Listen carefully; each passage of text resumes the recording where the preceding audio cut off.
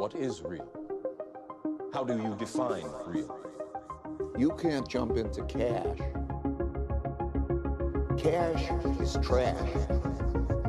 What do? You get out.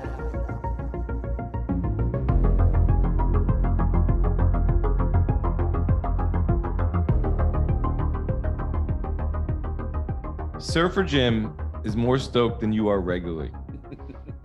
He's a longtime surfer and entrepreneur. He's a part-time photo taker and full-time knowledge seeker. This is Surfer Jim's fourth time on the Bitcoin Matrix. He was on episode 17, The Bitcoin Radical, on Bitcoin as Real Estate, my most downloaded episode at the time. He was on the 2020 Thanksgiving special with Jimmy Song, Pierre Rochard, Knut van Holm, and Katie the Russian. Also on episode 76, Bitcoin is inevitable and Surfer Jim can prove it. Top 10 most downloaded show now. I definitely think you should check that out as well. So now he's tied for first place for most times on the show with Vijay Boyapati and Pierre Holy Rochard. crap, you gotta be kidding me. This show, all the shows are about honesty, transparency, integrity, and knowledge seeking. So I thought there was no one better to talk to at this time than Surfer Jim. Surfer Jim, welcome back to the Bitcoin Matrix. How are you? Oh man, that was an unbelievable introduction. I can't believe I'm on as many times as BJ and Pierre, because those guys really helped me out. You know, they were ahead of me, super smart. They had the big picture perspective that I think helps for people to get Bitcoin. It's one thing to learn about one aspect, but it's another to see how Bitcoin fits into the bigger picture, especially when it comes to economics, Austrian economics. Those guys are both very familiar with. And boy, they taught me a lot. To think that I've been on your show just as many times, and your show is one of the best. I'm very honored. I really appreciate it, dude. Well, I appreciate the kind words. I think it's proof of work. I think you've put in the time, and you've sought the knowledge. And you know, neither one of us is anywhere near full knowledge seeking or into that path. But I do think you have a lot to offer.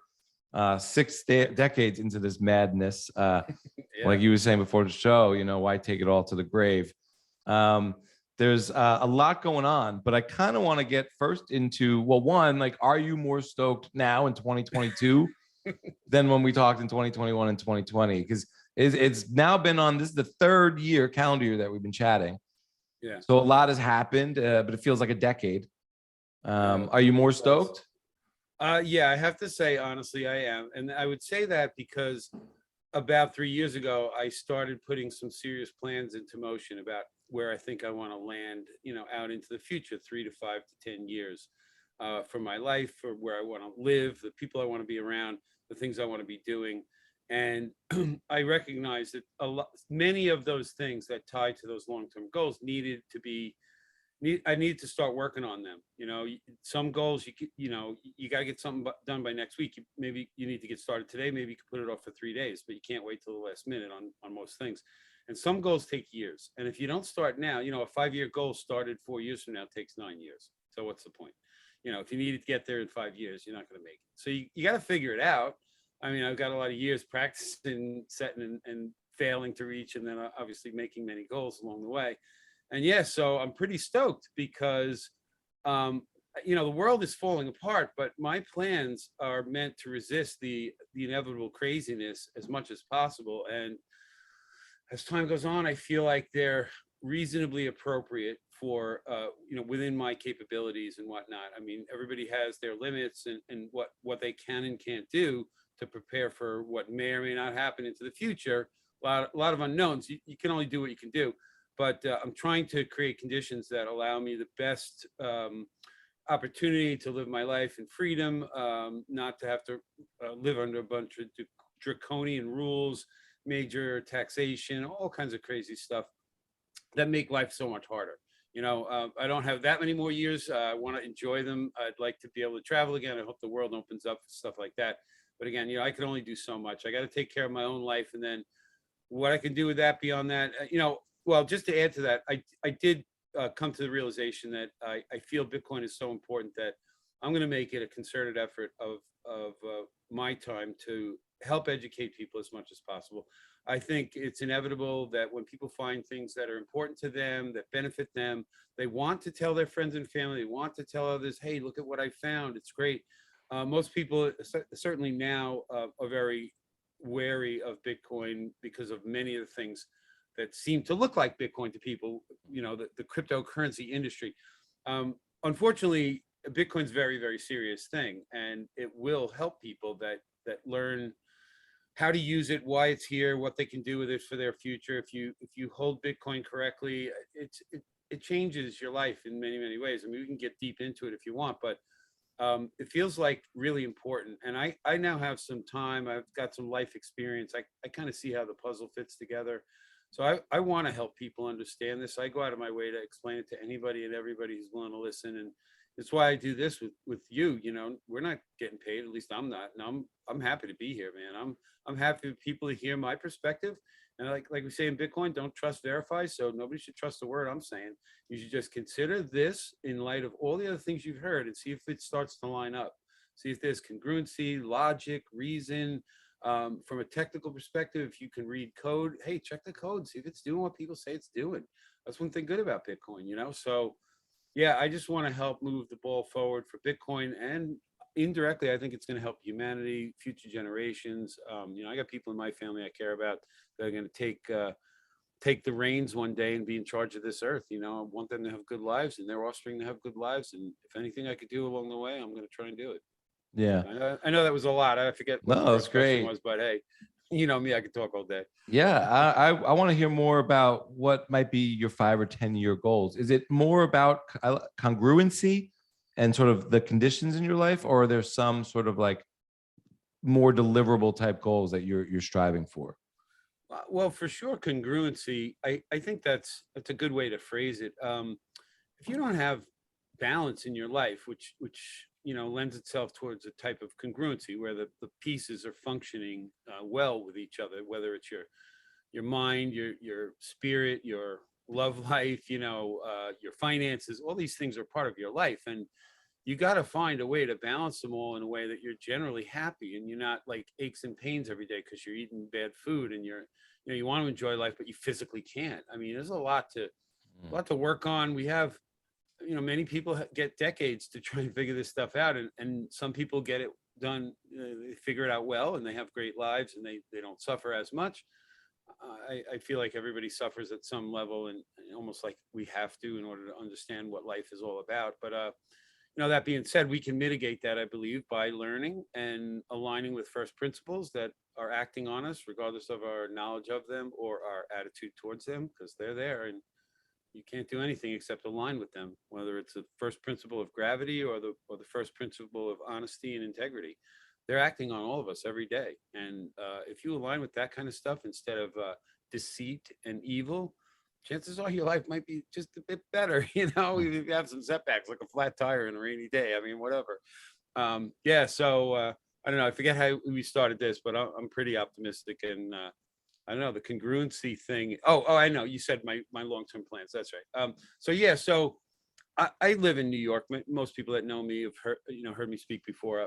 It's pretty tyrannical over here, the people that run the state and whatnot. So I'm not a fan of this place. I like where I live. I like my friends. I work in a beautiful place. I get to go surfing on beautiful beaches. Yeah, I mean, the background behind me is the Fire Island Lighthouse right here. And a friend of mine and I walked up to the top of that just yesterday or 2 days ago. I was there 3 weeks ago. Oh, were you? I didn't even know that. Yeah, cool. Spreading my father's ashes right in front of the Fire Island. Oh, wait, I did hear that. Lighthouse. Oh, that's right. I remember you And, saying. I mean, I kind of made a secret trip to New York. That was his favorite place to fish. Oh, so yeah. that's why we did it there. Big time. It was a very interesting spot because I think it's beautiful. I love Fire Island. Yeah, me too. I work there, as many people who know me know already. I build custom homes on Fire Island. I get to go there every day, essentially. I drive past that lighthouse essentially every day, unless I'm not going to work on the weekend or something. So it's beautiful. So, but I got to get out of New York. Ultimately, it's too much. I've lived here a long time, and there's a big world out there that I've never gotten to see. I've traveled quite a bit. Thankfully, I've been very fortunate, but there's so many other places I still want to go. And I also would rather live in a warm climate all the time. I'm sick of winter. I like going snowboarding, but shoveling snow, I am done. I've shoveled, mountains of snow in my life, and I had enough. So yeah, there's a few things that caused me to want to move. And so I got some plans. I do have some plans. I have a friend who has some land in another part of the world. We talked about, as a matter of fact, we have a Telegram group with almost 40 people in it that want to help build a self-sustaining community off grid. All Bitcoiners, all with a similar vision, very congruent with the natural terrain that it's going to be built in, using natural ingredients from as local as possible. Our own farming system, our own electrical grid on site that has nothing to do with the state. Like literally, like we just want to be left alone. And it's in a tropical part of the world. There's good surf nearby. I mean, it gives me a lot to shoot for. So the gentleman whose property it is, we've been talking for a couple of years now about this project, and I went and visited the project site back earlier in the year, and got even more excited once I could see it and get a feel for what it's going to take to develop it and make it into something. So it's kind of exciting thing, like I'm at an age where I'm about to just retire from what I'm doing now, and I just kind of want to focus on Bitcoin related stuff and maybe help build out this community and see where that takes me in the next 3 to 5 years. And then I'll decide from there. But I just want to be freer. I want to be left alone. And I just want to enjoy life, man. And I'm working towards that as much as possible, and help as many people along the way, either with knowledge or physical help, whether it's helping a lady cross the road or helping somebody understand what a seed phrase is. I don't know. Yeah. I also think there's different sort of needs for your balance throughout life, for your life to be congruent. I think, in terms of, maybe living in an off the grid community. I want to hear more about what this community is. What does it mean to kind of work on this project? How many people are involved, and what kind of people? Is this a libertarian thing? Is this a Bitcoin thing? Is it a combination? Is it none of those things? It's just a thing? No. Most of those things. Libertarian-minded Bitcoiners, right? So we talk about different ways to set it up, different ways to govern it, how to own this land communally.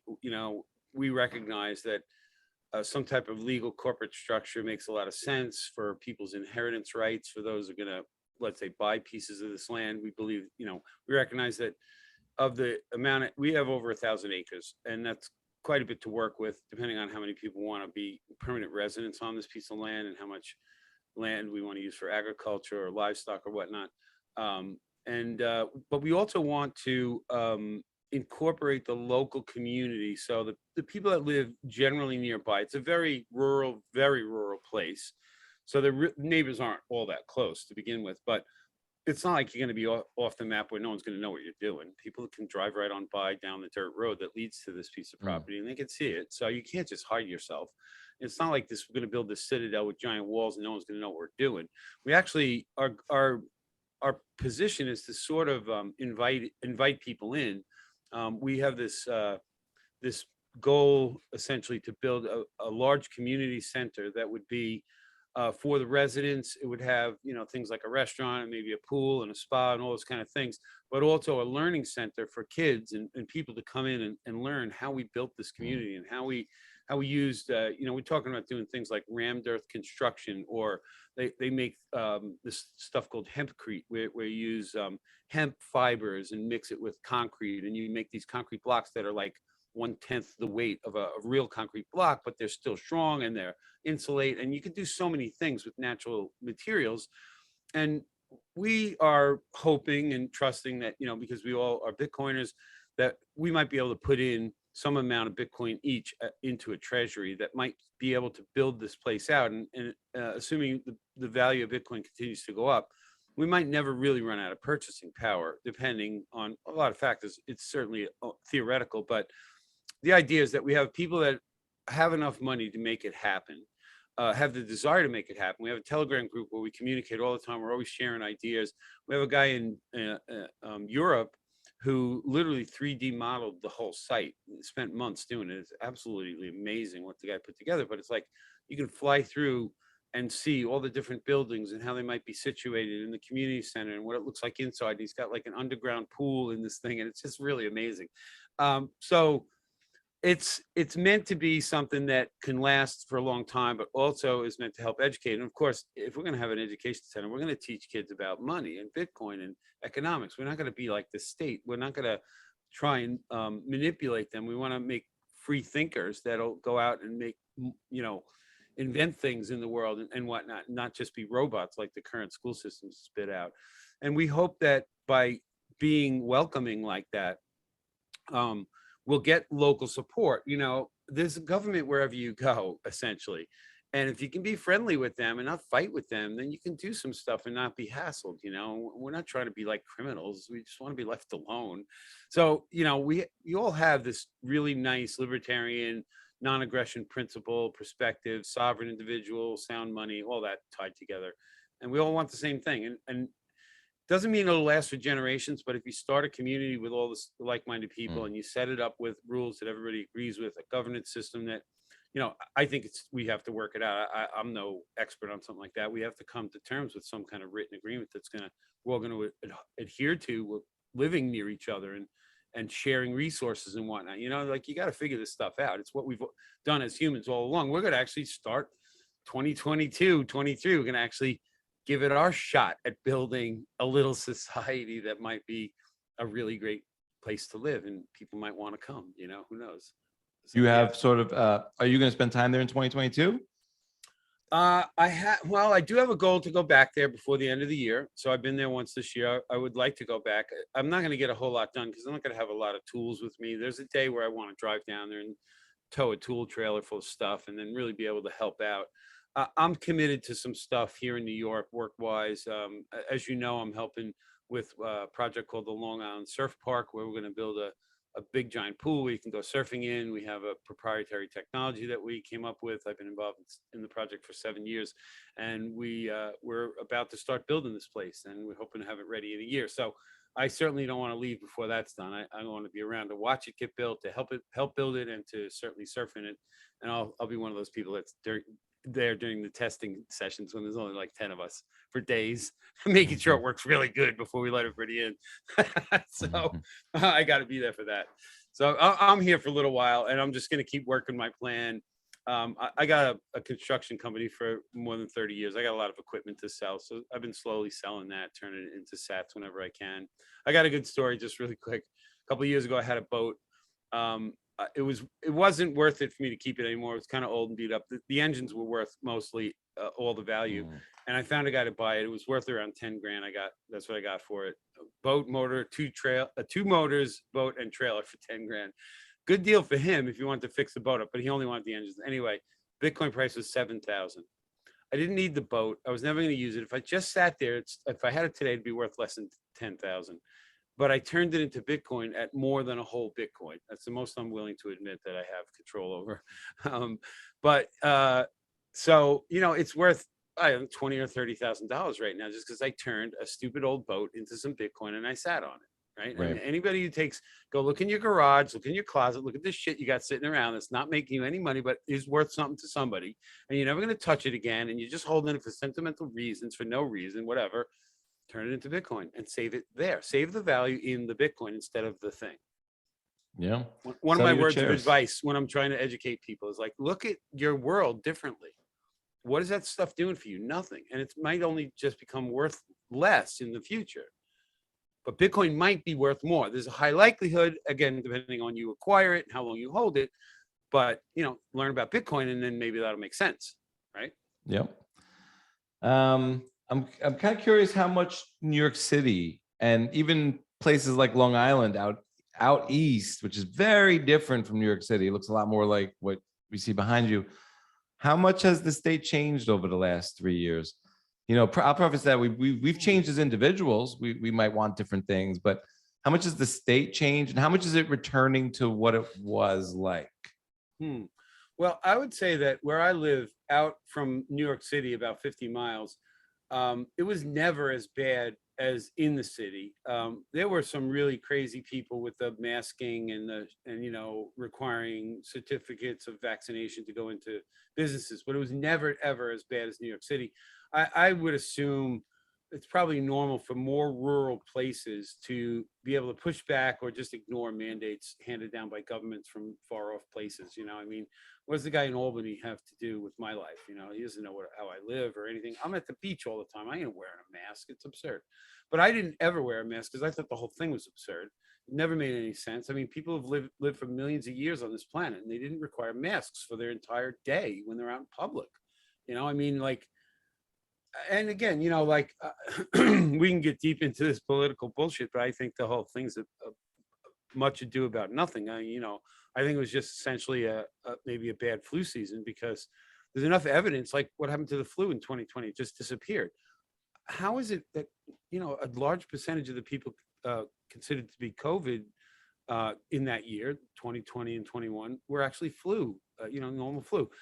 The PCR test is flawed in many ways. I've listened to so many people explain this stuff. I can't regurgitate it all right now, but there's enough question marks around every bit of it. I mean, even the very first videos that came out of China of dead people on the street, and you see like regular citizens standing at 5-10 feet away, just like, oh, look at that dead guy. Like, it just looks so Hollywood fake bullshit to me. And maybe the guys did some really dead people. I mean, but it just seemed like so bullshit. You couldn't trust anything out of China. And all of a sudden, China was the authority of the world. And we all have to listen to freaking people in China. The government that oppresses their people almost worse than any other country on the planet. Give me a break. So, I never bought into the narrative from the first day. And then when they were locking down, like as I said, I work on Fire Island, right? In the wintertime, this started in March. It's like cold. There's no one around. I work on job sites. There's 3 or 4 of us, and this one particular village where I happen to have a lot of work is incorporated. So they have their own mayor, they have their own judge, their own police force, all this stuff. They closed the village down. There's nobody there but workers. There's no people. They said nobody could work. It's dangerous.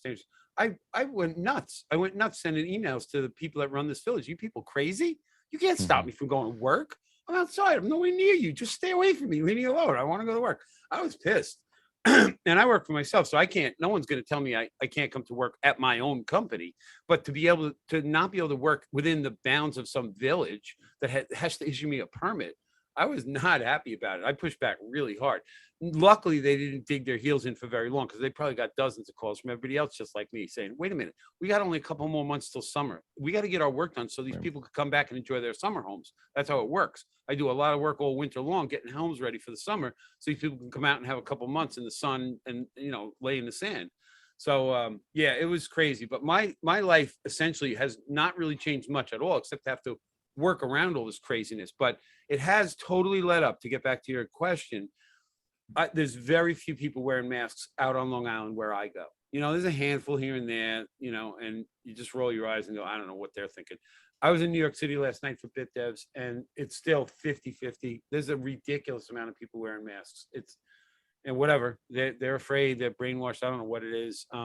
There's no way they're all immunocompromised. I mean, half of them are like in their 30s, like they're just brainwashed.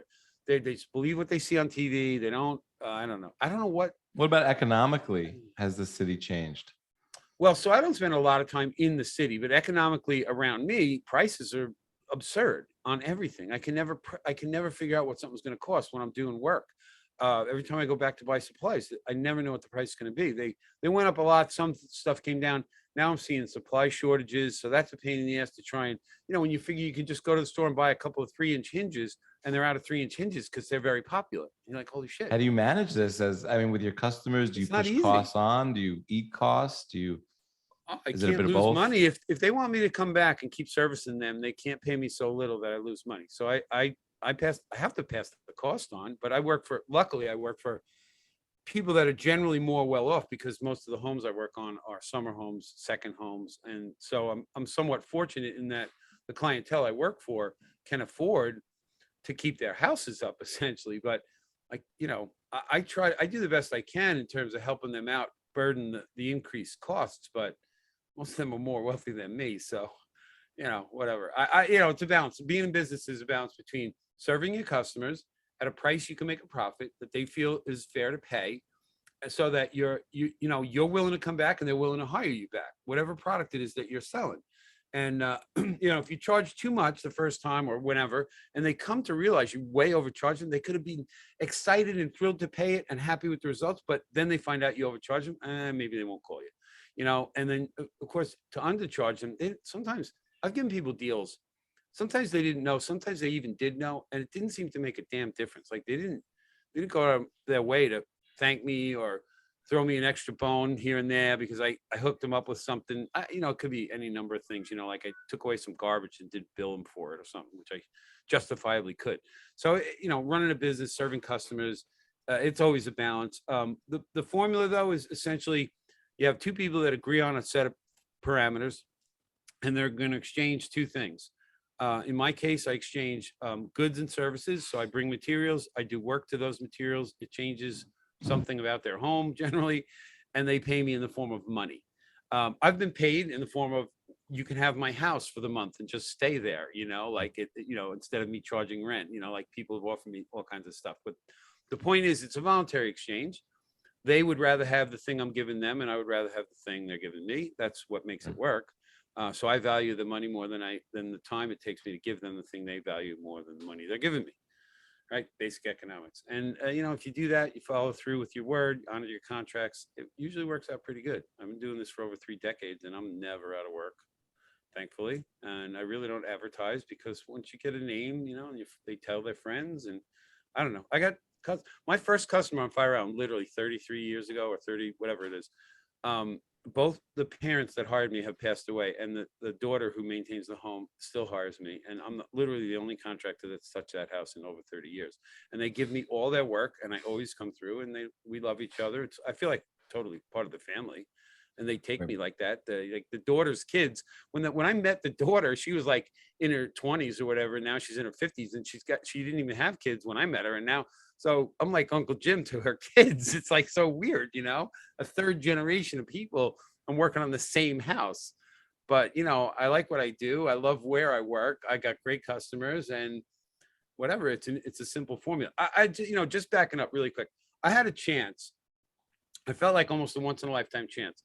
This place where I work, Fire Island, it's a very unique place. Most people have to take a boat to get there. There's a bridge that leads down to a highway, to a dirt road. You need permits to go down the dirt road. So it's not easy to get there to be a contractor. It's also not easy to own a house there and get work done. And so a friend of mine had a customer that needed work done, and they were looking for a new contractor. And my friend called me and said, "Hey, would you be interested in coming to Fire Island to try and do this work?" Now, of course, without having the infrastructure to get there easily and get tools in and out, because I hadn't worked there, it was a challenge at first, but I was willing to take it because I recognized the opportunity. But I also recognized I had a clean slate with this community, with this new customer. Nobody knew me. I didn't have a good or bad reputation. And I had the ability to make sure it stayed as a good reputation. And so I was at a point in my life, I was old enough to recognize that this trade-off was going to be there, whether I like it or not. It's another one of those like first principles of people getting along with each other. We all keep emotional bank accounts with each other, and they get deposits and withdrawals all the time between our actions and our words. And we're constantly rebalancing with all the people we communicate with. What's the balance? You and I think we both have good balances with each other. Like you have a high credit balance with me. I think you're an honorable man. You've treated me fairly. Like you could mess up something, I'd give you the benefit of the doubt right away, man. You got a big account with me, right? So that's what you got to do. So I had this clean slate. All I had to do is keep my nose clean, follow the rules, be nice to everybody, hopefully make some friends, and it's going to work out. And sure enough, 30 plus years later, here I am. And it stops when I turn it off. Yeah. Well, I'm talking about 30 plus years later, and then maybe zooming out to more of the macro instead of the micro, because I hear a lot of what you're saying from a lot of people. I was out where you are and standing in front of in this picture, and it looked like a lot of life and life's activities had returned to normal. It looked like the economy was booming. Restaurants were packed. Yeah. Fire Island, like you were saying, to rent a house there for a week is like 10 grand. I mean, this is, and everywhere I went, I was only there for visiting for a weekend, but everything seemed booming, and no one seemed to be questioning things too much. Everyone's kind of like, well, what is this going to cost? But I'll pay it. And I'm wondering, I kind of feel again, like, I don't know if I'm in 2007, 2008, where as I grew up in middle-class America, near Levittown on Long Island, and I'm looking around at all these houses, and I'm seeing everyone's got brand new cars and everyone's going on vacation. And I'm wondering, I know Timmy's dad's a teacher, and I know you know, her dad is a lawyer, but like, you know, where's all this? And it's all credit. But at It the hasn't same hit yet. time, I'm starting to see in terms of return to normalcy that people are not really questioning it too hard. The pot seems to be simmering instead of boiling, especially politically. I think it's just, you know, the political conversation and narrative is not as dominant in daily conversation. And No, I it's don't see a not. lot You're of, right. I don't see a lot of complaining. And we know the things that are happening around us, like the WEF and these things. But is this sort of like, you know, what do you think we're kind of headed towards a cliff, or, Yeah. you know, or is this they've managed this and they're No. going to continue to manage this? And 2020 was the cliff that we've already gone through. No. I don't think so at all. I think we haven't seen the worst at all. No, I think what I benefit from and what you saw in this area is there's a lot of wealth in this area. You know, I'm very close to New York City. There's a lot of wealthy people. There's a lot of big real estate. You know, think about when this country grew, you know, a couple hundred years ago. That Fire Island Lighthouse was built in 1858. The need to keep that light burning was big back then because merchant ships were passing Fire Island from Europe to get into New York Harbor. And it's a barrier island. I don't know if people know. So Yeah. yeah. Fire Island is 5 miles south of the main part of Long Island, and in between that is known as the Great South Bay. And it's so only that what, like light- a half a mile wide? Fire Island is about a quarter mile wide, Wide. at its widest. Yeah, it's thinner than that. In many The most places. beautiful place on earth. So one of It's very nice. It's very unique in many ways. It's about 31 miles long. There's a very unique area called Sunken Forest where the bottom of the trees are well below sea level, and the dune line is so high that when you're up at the dune line, you're looking across the tops of 30-foot tall trees that are rooted all the way down in the bottom of Sunken Forest. It's a really cool, unique place. Many years ago, there was a man named Robert Moses that he built a lot of highways and bridges around New York City, and he wanted to build a highway right down the middle of Fire Island. And the residents complained, and they lobbied the government to essentially proclaim areas of Fire Island to be nature preserved, never to be touched. And so the Fire Island National Seashore was created, which is actually part of the National Park Service, administered by the Department of the Interior. We have park rangers with green uniforms that patrol. And so there are many parts of Fire Island that are now protected forever, and there never will be a highway down the middle. And, you know, because of that, it's just unique and beautiful. But going back to the lighthouse thing, Congress commissioned that lighthouse. It's a very interesting story about all the things that went into making sure that lighthouse was working and how it worked way back in the 1800s. But it was critical for the merchant ships to get into New York City.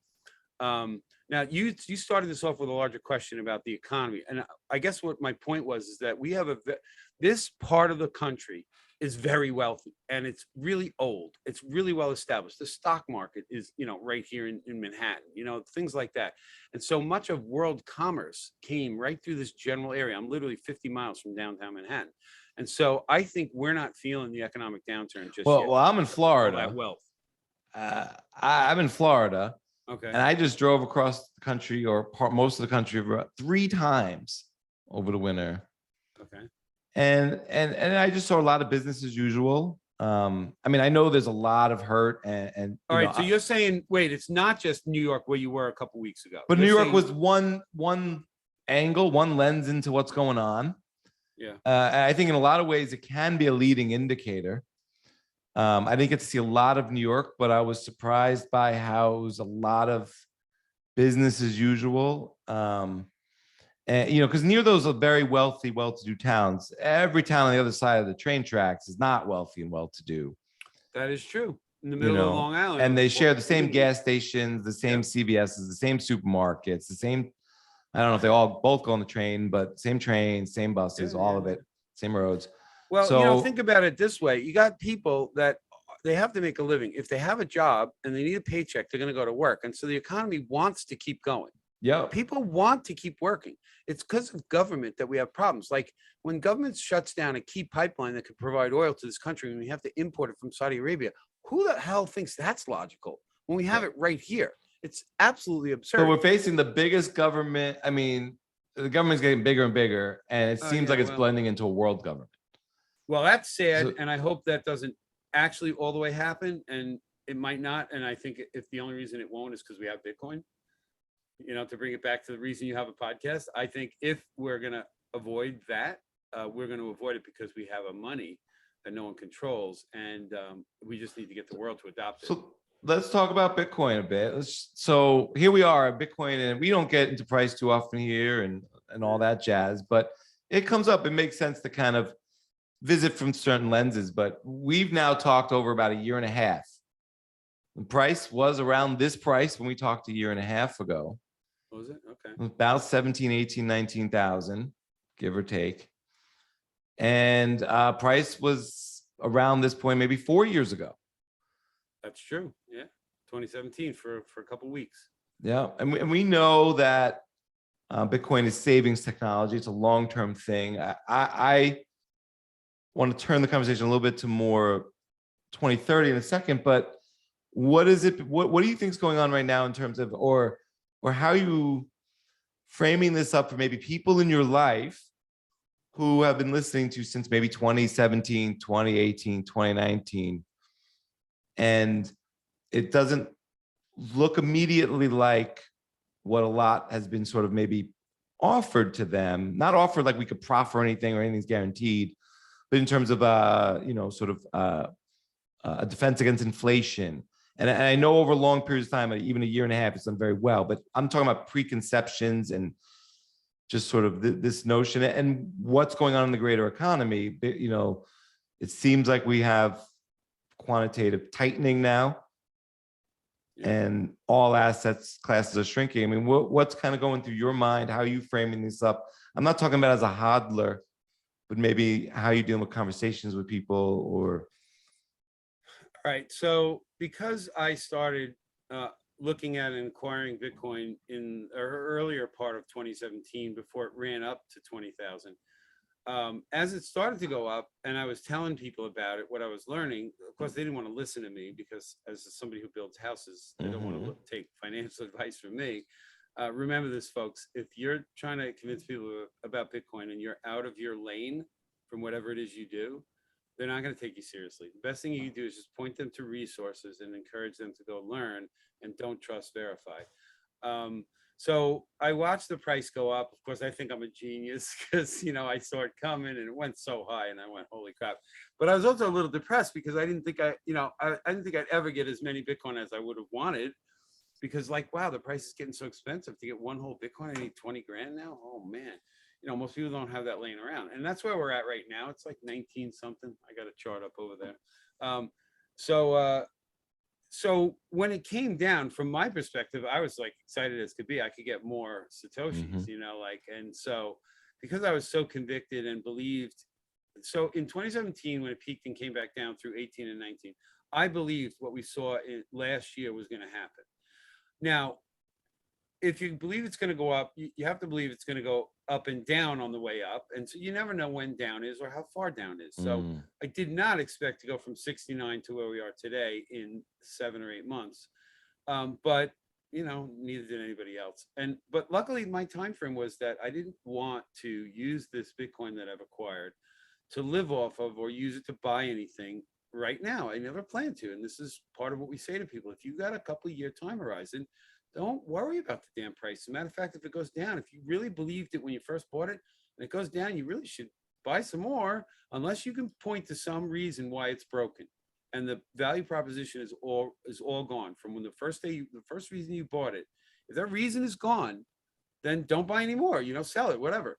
But you can't tell me that Bitcoin is broken from last year. There's nothing different about Bitcoin at 69,000 or 19,000, nothing at all, right? The network's just as strong as ever. The hash rate's as high as it could be. It's incredible.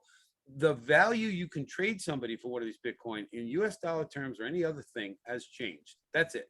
But that happens all the time. We never know how high or low it's going to go, but the fact that it's going to go down and probably going to go back up and then go back down again, if you expect it, it doesn't bother me, it doesn't even really affect me. Now, getting back to your bigger picture, you'd asked about like people around me and whatnot. So many of the people when it crashed in 18 and 19 felt vindicated that they didn't buy any. right? Because look at how much I would have lost if I listened to stupid Jim. Well, when they watched it go to 69, they started to realize, holy shit, I'm such an idiot. I had a lot of people admit, I can't believe how wrong. And then they still say, but now it's too late. And it's because they just don't understand. They don't know where it might go. Even if they can't get a whole Bitcoin, any amount, if you get it, you stick some value into Bitcoin and hold it long enough, you might be able to extract back out more value in terms of what you could trade it for. That's the bottom line formula. We're talking about value here. We're not talking about how many dollars. It's like you can take dollars and buy a car. You can take Bitcoin and buy a car. If you take the dollars now and buy the car, or 5 years from now, how many are you going to need? And if you do it in Bitcoin, how many are you going to need? In the future, the same car is going to probably cost you less Bitcoin, which means your Bitcoin's going up in value and purchasing power. So you take value you have, you go to work, somebody gives you a paycheck, that's value. You did actual work in the world. You gave somebody, your sweat, you built something, whatever. They pay you in this thing called money. You save it. It goes up in value. That's what money's supposed to do. In Bitcoin, there's a good chance it could do that. So as far as I'm concerned, I got more Satoshis every time the price goes down. When it crashed in 2020 because of COVID, I was blown away that I had a third opportunity to buy Bitcoin in the range of like $3,000. Like first in 2017, I bought my first little piece of a Bitcoin was under $3,000, and it felt expensive at the time. I was drained because early 2017, when I wasn't ready to buy any, it was like 600-800 or 1,000. I was like, and I watched it go to 3, and I went, holy shit, I could have just tripled my money, my dollars, right? I don't think of dollars anymore. I think my money is Bitcoin. I just want as many Satoshis as I can get. And then one day I expect to be able to live off of those things if I need to.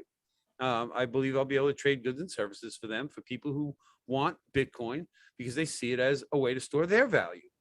And I just think a worldwide Bitcoin economy will develop, and most people will never buy Bitcoin. They won't trade some crappy money because the guy giving it to them won't want their money. He'll want stuff. I'm not taking dollars for my Bitcoin ever. I want stuff. And that's what's going to happen. I think that's what's going to happen. That's how I plan to do it, So anyway, I hope I answered your question, whatever it even was in the beginning. I think, in terms of Bitcoin, I agree with a lot of what you said about where we are and the opportunity to accumulate more sats. I thought CK made a really interesting point lately, whereas he said, though, if you don't think you have enough Bitcoin, I'm paraphrasing, if you don't think you have enough Bitcoin, you're not bearish enough. And what he's saying is this is going to be so valuable that you probably, if you're a Bitcoiner and you've been stacking, whatever you've managed to stack, it is going to be enough if you are as bullish as you claim to be. The fact that you want more right now is almost in a way saying you don't think this is going to get as big as a, Oh, that's interesting. Right? So because I want more, I need more, I don't have enough. I don't have enough. It's not going to be that big. I probably have enough already, but it depends. But he doubled down on this. He doubled down on this. And this kind of brings us back to the earlier part of the conversation where he said, well, now that you know that you have enough, or not know, but like I'm telling you have enough, your job as a Bitcoiner, if you're this bullish, is not just to get to your Bitcoin to 2030, but your family to 2030 intact. Yeah. Because what he's saying is if you're not bullish enough, what you're going to do is you're going to go risk your Bitcoin on one of these exchanges to get more Bitcoin or get interest on your Bitcoin or something where you're not going to manage your risk well enough to get all of your current Bitcoin to 2030. Ooh. Well, that's what we just saw. And a lot of people just did that. Right. I mean, and so what do you make of what's, I mean, there's just these shit coins and these DeFi scams and games. I mean, just keep blowing up.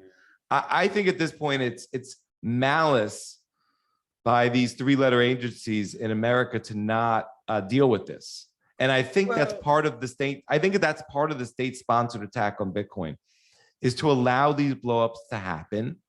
So you enrich people close to the state because they tend to do well during these blowups. Sometimes.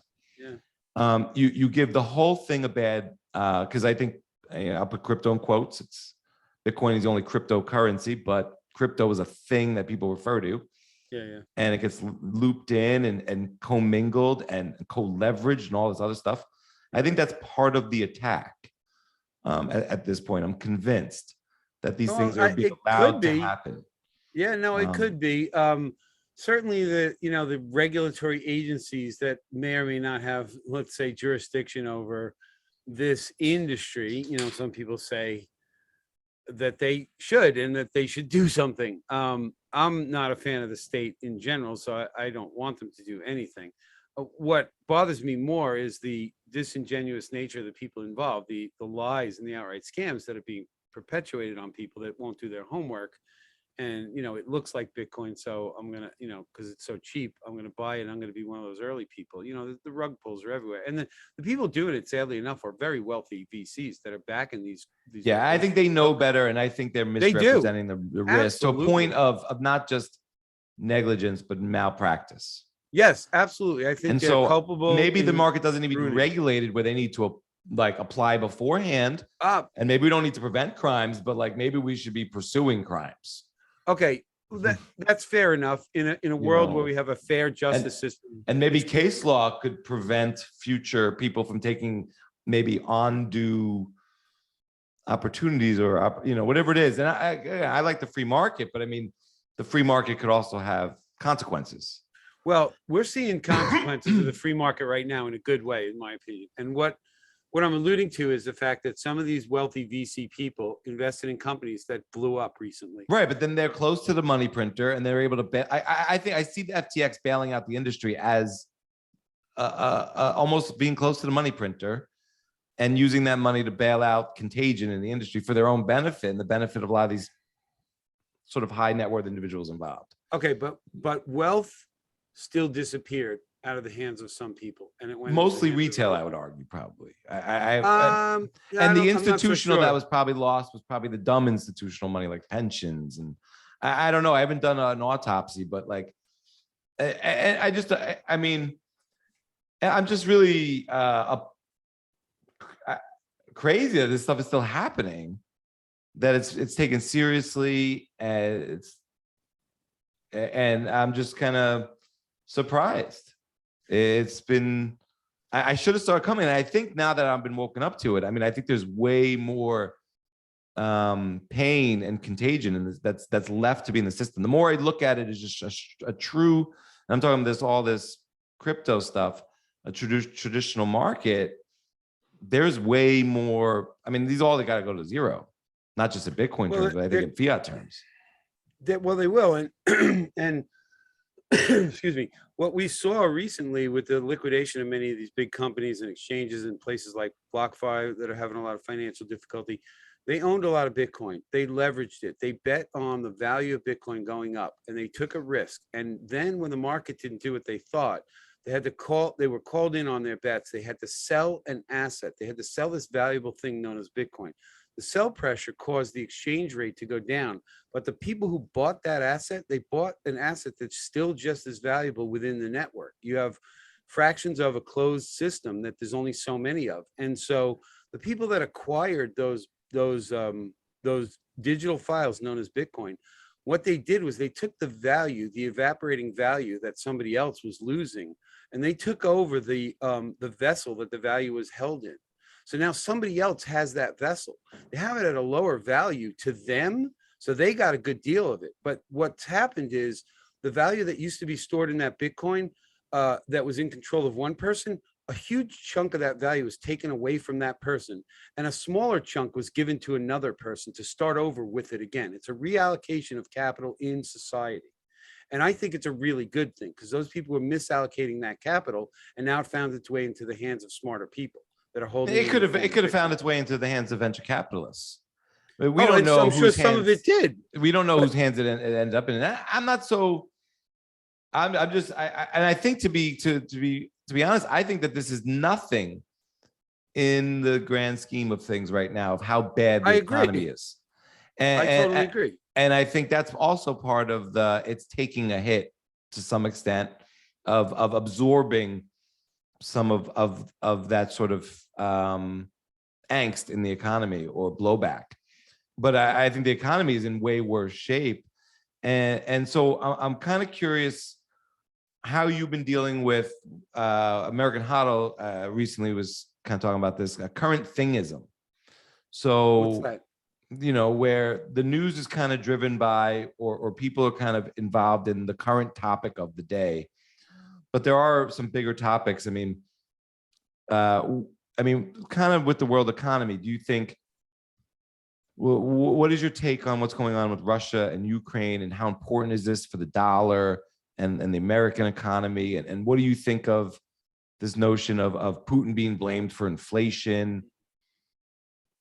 Well, when you study economics enough, you understand that inflation is an increase in the money supply, which ultimately leads into higher prices because there's more money chasing fewer goods. So it's pretty hard to blame Putin for the inflation that the U.S. is feeling when they printed like 1/3 of all the money in the last couple of years. But people are buying this. Well, that's because they're poorly educated in state-run schools that they never teach you about money. Right. I mean, you get down to it. So it all stems from the money, right?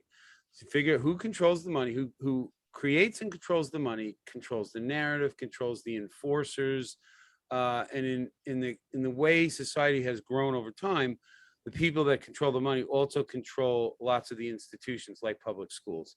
And so the curriculum that teachers are forced to teach is manipulated from above. And, it's hard to get the truth. And, show me somebody who learned about how the monetary system works going through grade school and high school. It's almost nobody. And I certainly didn't learn. And kids today aren't learning. That's for damn sure. They're watching TikTok.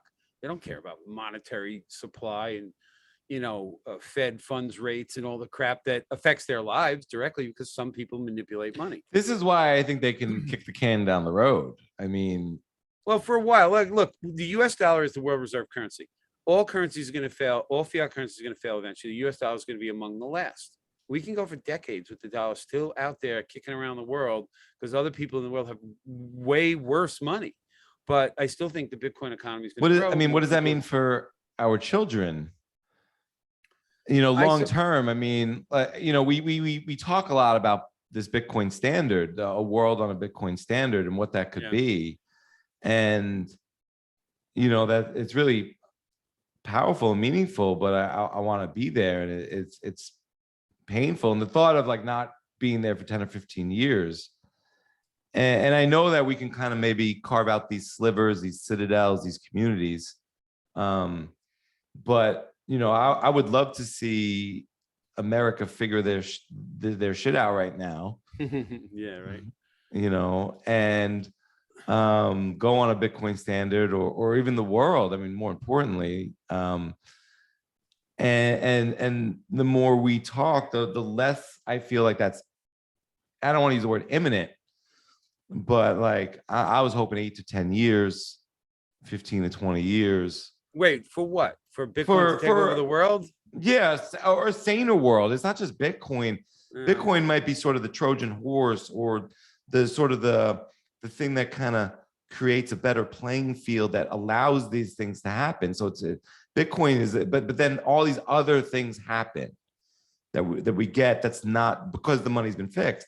And I want to get to that place where not that I just have better money, better being not more just more valuable, but just not that I don't have these principles, but that I'm living in a world with these principles, and that I don't have to just go to maybe a conference or an off the grid community.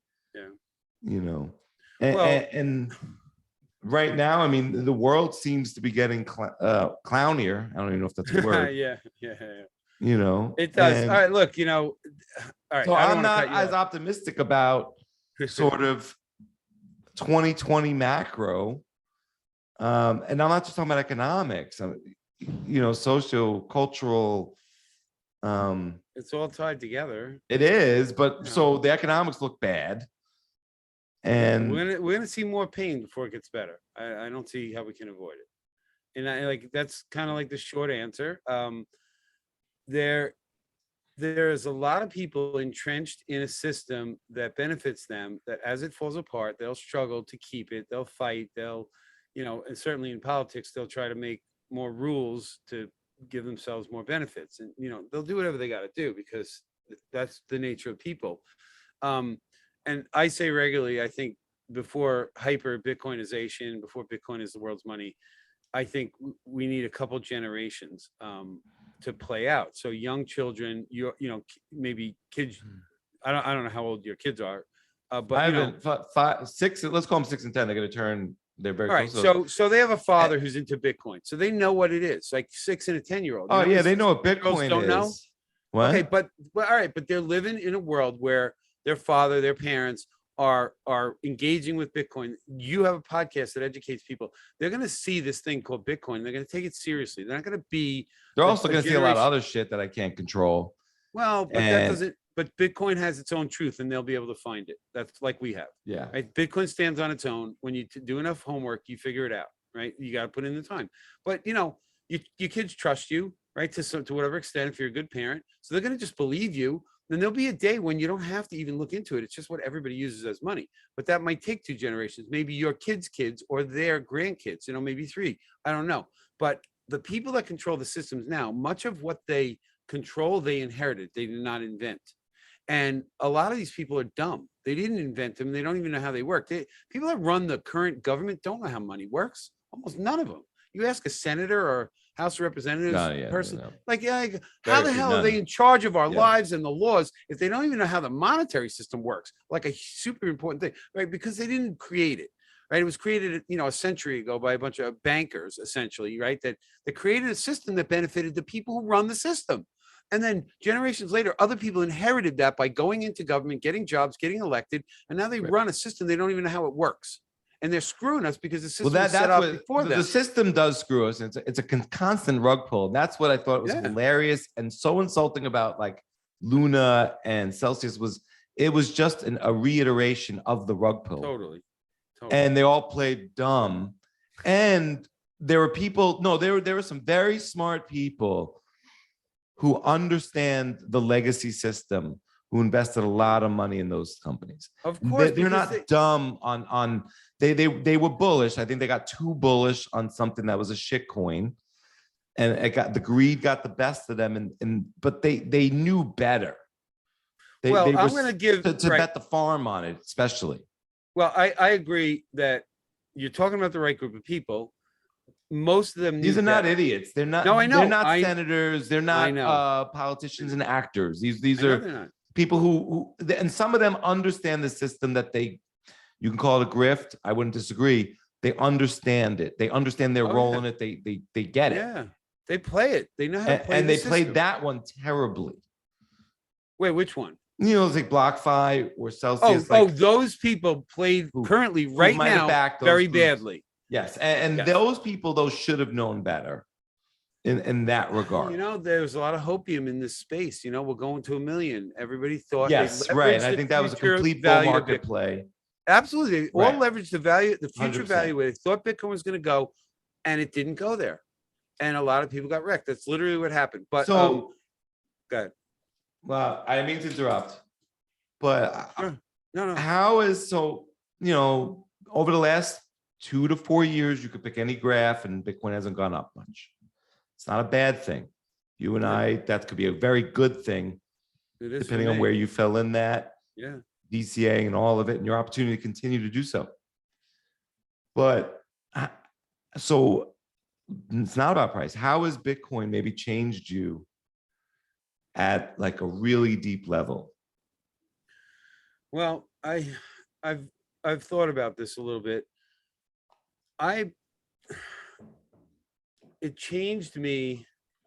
It gave me a little more confidence and certainly knowledge. And I think what it did for me is it uncovered the person that I was underneath the programmed statist, indoctrinated robot that they wanted me to be. Like I was always questioning authority, stupid rules that made no sense. Like, what the hell? Why is this a stupid rule? Like, I didn't get it. Like, constantly looking around the world going, this is a great example. I was talking to somebody the other day. The Institute of Law in New York, many, many years ago, for returning cans and bottles, right? You pay an extra nickel, you save them up, you get nickels back. Okay, so, lazy people threw them away and other people went and collect them. The idea is to keep garbage off the streets. But the rule was written so that only beverages that had carbonation in them got the thing, right? So every single can and bottle, ketchup, mayonnaise, it didn't matter, milk. If it came in glass, metal, whatever, no deposit, no return on those. So it was clearly some stupid tax on one industry. Like you could sell beer and wine, and the beer bottles get the 5-cent tax, and the wine bottles don't. Same company, different products, same. I always friggin' forget about that glass. tax. It's absurd. There's no freaking logic to that at all. But Right. I just saw this stuff for so long, and I thought there's just so much bullshit in the world. And so I guess to answer your question, once I saw Bitcoin, once I learned monetary history and what money is, why people want money, why we use it, how it grew through history to become different things. The feathers were money for some people, right? Seashells, as we know, all kinds of different things were money for different people at different times, because the concept of money is an important thing for humanity. It's allowed us, literally, money has allowed for the division of labor, which allows people to specialize and do just one job, but still be able to buy all the other things other people specialize in. So you don't have to be a farmer and a fisherman and the same guy who builds your house and every other thing that we pay for, because you have a thing called money. And then where the hell was I going with this? We got a form of money now that gives us the ability to I'm not sure how to even phrase this. Remind me how you started me onto this. I'm sorry. How has it changed you on a deep level? And it's thank you, very thank interesting you. about how it All kind right, of thank you. uncovered, your inner sort of real Yes. self. So I then learned about all these things, and the puzzle pieces started to come together for me. It started to allow me to see why politicians, where the incentives are, why they make the rules they make, why they want to control us the way they want to. And I then saw Bitcoin as this thing that could fix it all, essentially, because I am absolutely 100% convinced that the reason we have much of the problems in the world, even in our food and the health of humans, the incentives are not right in the food industry and the medical industry. They want people on medicines. They want you to be sick all the time. They make $1 million with that. They don't want you to be healthy and eat good food because they don't make as much money on that stuff. And so there's a lot of corruption and collusion. Looking at sunscreen the same way. Oh, it's everywhere, and it's basically because government controls the issuance and the flow That's of money. That's a powerful chip. What do you mean?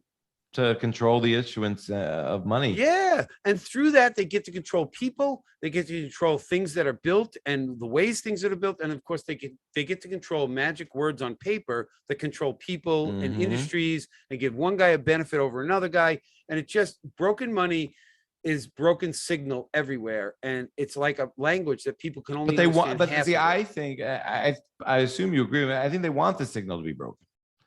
I think they're trying to destroy truth. Yeah, of course. The more they can obfuscate that they're not pulling the strings, the longer they get away with it. But they're losing that. They're losing it because the narrative is now broken. We now know. I don't know if they're losing it. They are. It's just not going fast enough for you. So I'm going to ask you the same question I asked you on our first show. Okay. So, I mean, I think you were alive. You were a young kid. You're a little bit older than I am during Vietnam. And so I still wonder, because I think what we're going through right now is a war of sorts. And I think it's ongoing. I don't think it's stopping just because the conversation is getting gentler. Is this worse than the Vietnam War? Wait, the war in Ukraine? No. Sort of the pandemic, the war on society, the war on society and propaganda. Well, and sort of with money, with the way they're able to steal our time and our value and our wealth. Is this? But more importantly, in the way that culture and media and information has changed over the last few years, and what that's led to in terms of restrictions and freedom, and even real life things like medical records to get into establishments or whatever it is. Do you think that this is worse than Vietnam? Oh, yeah. Oh, yeah, absolutely. It's worse because it affects way more people. When Vietnam was happening, when it started, I don't even know when it started, but I was a little kid when I first became aware that it existed. So I had no. But some people couldn't opt out of Vietnam. Well, of course, I was too young to get. If you were old enough and you got drafted, you couldn't. Yeah, no, I get it. You had to flee the country or whatever, right? I get it. Or go and maybe kill people. Exactly. Well, I'll tell you a quick story. I remember very vividly sitting on the front steps with my mom one summer night, and this came up, the Vietnam War. And I had heard about some people don't want to go to war and they go to Canada instead. And so I was asking my mom, like, what is that? What does that even mean? Maybe 10. I don't even know. And she said, well, some people don't believe in going to war. And if you live in this country, they could make you go. And I went, that doesn't seem right. They can make me go there and shoot people. I don't want to shoot anybody. I knew as a little kid, I never wanted to go to war. And when I became a teenager, I think I did have to register for the draft, but I swore up and down I would never go. I think, and I think the war ended just after that. And so like, I never got called for service, but I was never going to go. I was going to Canada. Absolutely. Because it stuck with me from when I was a younger kid. And then all of a sudden I got to that age where all my friends, were like, we have to register. You have to do your duty. I'm like, holy shit. And I was worried I was going to get in trouble if I didn't register.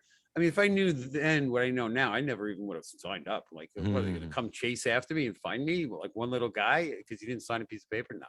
I mean, it's a joke what government, the way government acts, the people that run government and the narrative of government is such that they got us all scared that they're going to catch us and we're going to jail for a lot of things, and so they work it pretty good, those people. And as you get a little older like me, I scoff at all that stuff, and most of it's just total bullshit, and I just laugh it off, and they're never coming after me for 99% of it. Whatever.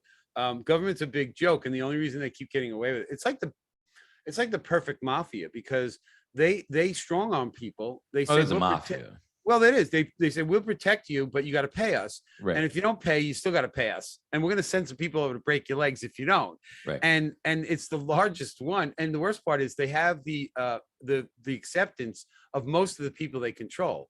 That like they think they have a say because they get to vote. They're given permission to vote by the people that control them. It's just terrible. I don't acknowledge the parasites. They don't control me. I certainly don't vote. And I don't follow a lot of stupid rules. And I know I take a risk, but fuck them, excuse me, but they don't own me, and I'm just not going to do it. I'm just not. Yeah, I still go back and forth. I do think they have, I mean, it's an incredible chip, print money. It seems like they're managing. They even have the power, I mean, an incredible power to react to their own mistakes because they control narrative. And not blame themselves and never take responsibility. Right. And the worst thing is, the individuals who make the choices never pay the individual price. Even like at a pharmaceutical company that gets $1 billion fine for killing people, the people who made the choice to push it, sell it, made the profits, got the big yachts, they never pay. The corporation pays. No. It just comes out of profits. It's so manipulated and collusive and disgusting. It's like having a golden ring. It is. And yet, everywhere you and I go and everyone we meet, and I use that, I put that in quotes, as a euphemism, go places like Bitcoin 2022, Pork Fest. Yeah, that was good. You meet people that you do business with, hand to hand. You go buy something at the store. I mean, these are good people. Oh yeah, everywhere. Everywhere. And there's not anything that stuff we're talking about. And they do just want to go to work or whatever it is. Nice life and be happy. So for those people, for us, like, how bullish could we get? Like, I mean, these are tough times, and there's nothing to say. And I don't know I'm not talking bullish next 6 months. Like, hey, you win a lottery ticket. But like, if you get some Satoshis, and like I said, no matter what that is, that's enough. On that level, I don't know, 20 years out, 50 years out, I don't know, 10. For what? How bullish can we get? Like, what would be like a way to think about Bitcoin in a way that like can help maybe people see that? I don't know. That's a really broad question, and I feel like it requires a broad answer, which is to learn what Bitcoin is as much as you can about how it works, and then essentially why it matters. I actually did a talk. It resonates in my head. I did a talk. What is Bitcoin? How does it work? And why should you care? Because that's essentially what you need to know. You need to grasp that to be able to look far enough down the line to make the sacrifice now to acquire some, and you know, and to know and to believe that it's worth doing this activity. You know, like you can never know. Nobody can ever know what's coming down the road. You can just make your best statistical choice, you know, of reducing your odds of X, you know, whatever you're trying to mitigate, you know, whatever negative in your life, and increase the risk, the likelihood of the return of whatever the positive it is in your life. Like, let's say you want to be healthy in 10 years. Well, you know what? If you eat right and exercise between now and 10 years from now, there's a higher likelihood you'll be healthy than not. Right. So you can control that. If that's your goal for 10 years, then don't wait for year 9 to start, because you might not make it then, you know? So like, you know, it's just a matter of stop and think, you know, just general advice. I was very fortunate many, many years ago. I had an office job, suit and tie job, believe it or not. And I ended up in an office where the guy before me left this motivational sort of self-help course. You know, it had some audio tapes and some workbooks. And the very first thing that they told you to do was make a list of everything you ever wanted. Anything, everything, from the time you were a little kid. I want to walk on the moon. It doesn't matter what it is. Write it down. Search your memory. Search your imagination for what you still want, and make the most biggest list you can imagine. Because if you make that list, that is the potential roadmap for your life that you're looking at, because it's you. It's what you say you want. And if you will do that, you can then break that list up into short, medium, and long-term goals. And if you don't work towards them, what the hell are you still breathing for? Because you just said what you want. That is your list. I still have mine. I wrote it almost 30 years ago. I still have it. It's got like hundreds of things on it. And a third of them I got already, at least. I don't even know. I mean, I don't check it all the time. It's in my head. So many of the things have never left my head. Things surf spots I've wanted to go to for 30 years. I still haven't gotten there. They're still on the list. I don't have to look at the list. It's in my head, man. I still would love to go. So like, I just think that's the best way to think about where you're going to go with this, with Bitcoin, with your life. Figure it out, man. Make your personal list, and then break it down into smaller chunks and start eating away at it. And you'd be amazed at where you're going to end up in 1, 5, or 10 years from now. And use Bitcoin as a tool to help you get you there. Bitcoin is a tool. Money is a tool. It's not life. It's just a tool, right? Life is what you get to experience with all the stuff you have, the people in your life, and the tools that you have control over, including money or a hammer or a jet ski, or, you know, or a motorcycle or an airplane, whatever it is a tool for enjoying life, for getting a job done, right? Money is just another tool. It's just a really good one. Money is the universal tool, because with money, you can buy anything, and with anything, you can buy money. Just think about that, right? You can't just buy horses with butterflies, right? But you can buy butterflies with money, and you could buy money if you have some butterflies and somebody wants to trade it for you. So just think about that. It's in the middle of everything. It's the universal product, the universal tool for all of us. It doesn't matter your age, your gender, your political status, your religious affiliation, nothing. It's just neutral thing that helps everybody. But it's got to be good money. And you can't have a small group of people controlling it that steals the value you had to work for, that they don't have to. They just get to take it through inflation, through money printing, whatever it is, taxation. Yeah, so money's broken, but we have a good money now that's actually not broken. We just got to get the word out to the world and get them to see it. You know, that's what I'm trying. That's what we're doing here right now for the people that listen to us. Don't believe a word we said, but consider what we said. See if it's true. Go find some other people to verify it. Some people you trust more than us. I don't know. Yeah. I think along those lines, I think along what Bitcoin Tina talks about is like making your future self happy. And I think about in terms of Bitcoin was in my life a way of finding X on the map. It was verifiable, and there are very few things in life that you can kind of point to and be like, no, I don't, no matter what you say, like that is X. Yeah. And I could look at certain properties, physics or math, computer science, and come to a certain conclusion.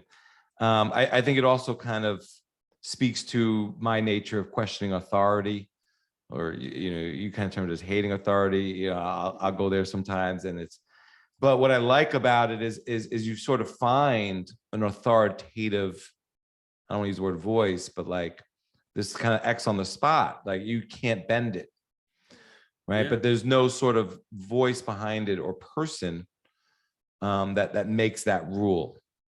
Yeah. So it's kind of like, in that way, it's like a mathematical concept or something that exists in nature. I see it as something that exists in nature.